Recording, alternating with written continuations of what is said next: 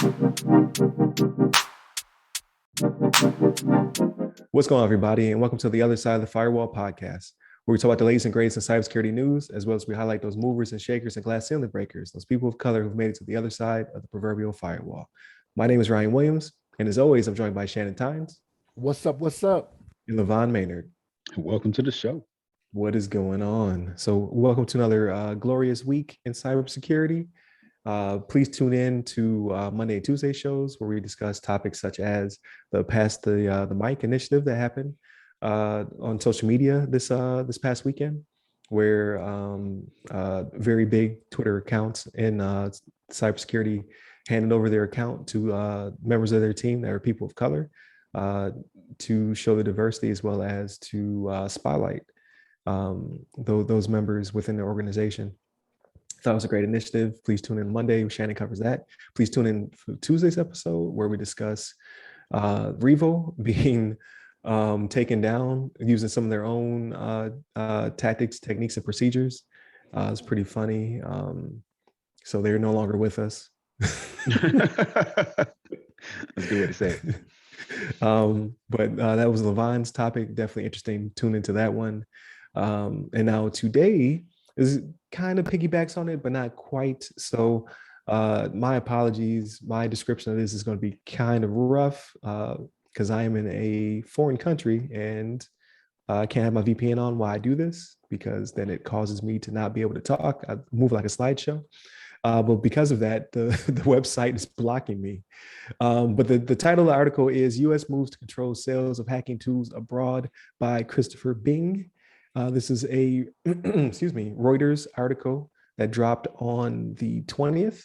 And basically it goes over the U.S. Commerce Department this past Wednesday announced new rules intended to curb the sale of offensive cybersecurity products to some countries with authoritarian practices, according to a Federal Registry submission. So basically they're trying to get at such countries as China and Russia and some others to not allow U.S. companies that create tools that could be used for cyber offensive and hacking and things of that nature to sell those to these countries to exploit their population. So thinking like China's Great Firewall, right? But with these tools, they can hack accounts, so they can stop people from posting social media. They can find out identities, things of that nature. Just things that we do not stand for here in the U.S. And just putting rules and regulations on our own companies from selling those things to those countries. So pretty interesting article. But I want to ask you guys' opinion about this. Like, does the federal government have well, we know they have the authority because they just did it. But how do you feel about the federal government restricting these? At one point in the article, I believe they called it a weapon of mass destruction in some cases on these other countries. I think it's pretty cool. I mean, it's pretty interesting that they're going through these steps to make it, some licensing requirements before they can sell these pieces of software. And I'm kind of curious more so about like the enforcement and like how's this software not going to, make sure the software doesn't land into the hands of people that should not have it. Because obviously you license it. This is kind of just like anything else. I mean, they license, Windows, OS and other software, anything you can think of. But at the same time, people always tend to find the software or like hack the software and make it, not require a license, not require some sort of like authentication or some sort of like, any kind of like over the internet licensing process that kind of verifies that it's actual legal piece of software. So I'm curious about how they're going to enforce it and make sure that they keep everything operating as as the procedures outline. But I think overall, hopefully this does put like a dent in the usage of like US made like cybersecurity software being like, I guess, available to hackers and groups that may use it for nefarious purposes. I think it's a great thing. And that's the only thing that's kind of stuck in my mind is like the enforcement and Um, and I wonder what kind of like, I don't know. They say the curb the sale of offensive cybersecurity products to some countries with authoritarian practices. So they're just talking about like, I don't know, like North Korea. And I don't know, it'd be funny if we're even like in like talks with North Korea to sell them software like this. I'm not sure what authoritarian like countries were like in engaged with that. We're gonna be like, hey, here's some software for you to use to like hack whatever you need to, or like defend yourself from hackers or something. But yeah, I guess it's interesting, and I'd be curious to see how it progresses in the future here. But Shannon, do you have some thoughts on this one?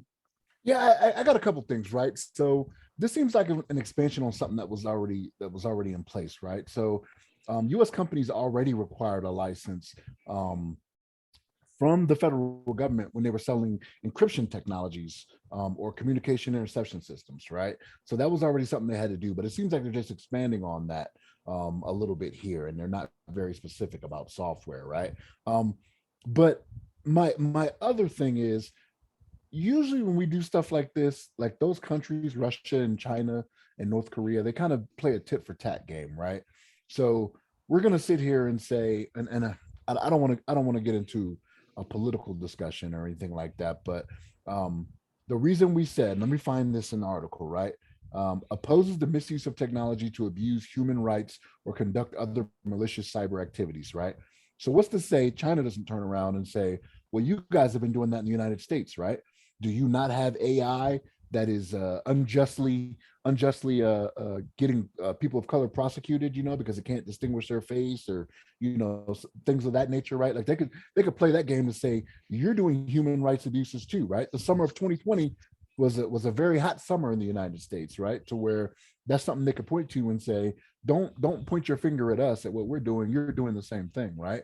So then it turns into a tit for tat thing, because I mean, I could probably look around my house and find a million things made in China. You know what I mean? Like, not necessarily in my software, but I'm just saying, like, that's just the way that they can go with this, and it's a dangerous game. I understand why we're doing it based off some things that are happening in the news, and some things that are just out there that may not be so very well known, but it's kind of a dangerous game.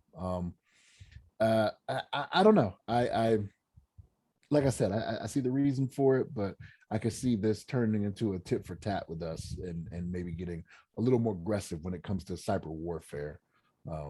But yeah, this is and so the thing with this is they had in this article, this follows charges by the U.S. Justice Department against 3 former U.S. intelligence community officials who offered hacking services to the UAE government, right, helping it spy on dissidents and geopolitical rivals. So I understand the reason for them doing it, and these things that are going on in the news. It was the whole what was the other one? What's the journalist name from the Washington Post? Khashoggi with Saudi Arabia, right? You had that whole thing too, right, where they were hacked into his phone, Right. right? So yeah, I mean, I understand the reason for it, right? And again, I'm the Patriot Act guy, right? The Patriot Act guy, but still, it's like, man, this can, I don't want to say it's a dangerous road, but it's one that we need to start thinking a little bit further ahead when we make these decisions. And I don't know if they haven't already. Like, they could have thought of the things that I'm talking about now ahead of time and be like, all right, we're ready for it, right? You saw what we did to Weevil, right? Got him, right. Weevil is not a nation state though, so it's a little bit different, right? So especially when it comes to China, they got hundreds of thousands of people they could probably put on, cyber warfare to make their case for what they want to do, But that's how I feel. That's how I feel on it. Yeah, no, that's very true. I mean, there are going to be second and third order effects from this. I think it's a little bit harder to justify your need for hacking tools. You know what I mean? Like, you need oil, you need water, you need these things. You need your like, for us, pretty much any product made in Walmart is coming from another country. But in this case, you're asking for specifically designed tools to do something, right? So it's kind of like, do you really need that? And why? Why do you need that?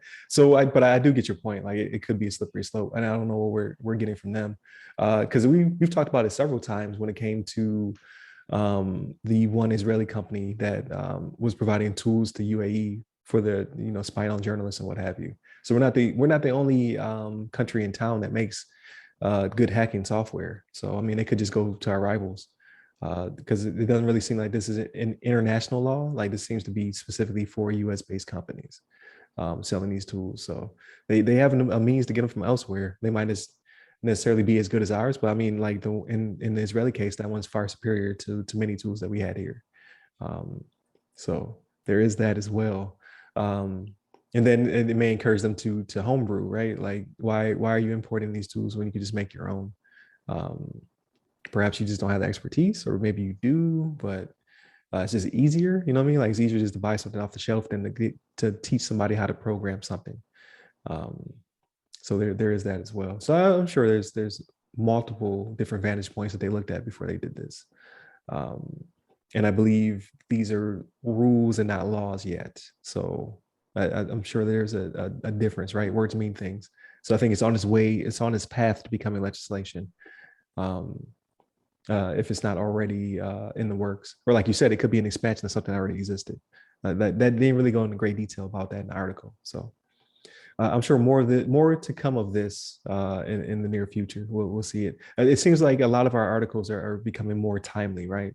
Like we'll talk about something, then boom, it's happening, or we'll be talking about, like in this case, everybody's talking about Revo, right? But then you can see the progression of what happened to them. So again, great. I think it's a great discussion. Great viewpoints on it. So we'll see what comes to pass once this goes into play, and see how other countries respond because of the implications, right? Like, why do you need this? What are you using this tool for? Type situation. Like you're telling yourself. So, but with that being said, I think that brings us to natural conclusions for this episode.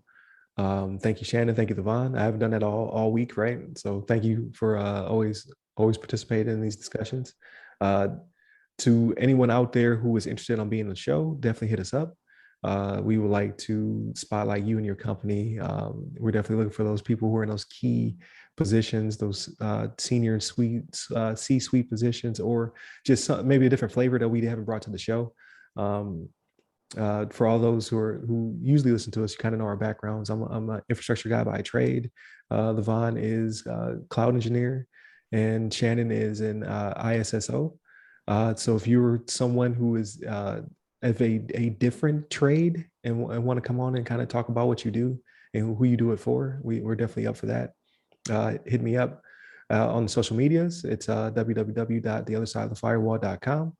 As well as personally, you can hit me up at RY Security Guy. That's RY Security Guy. I look forward to your questions, or if you want to join us on the panel. And you, LeVon?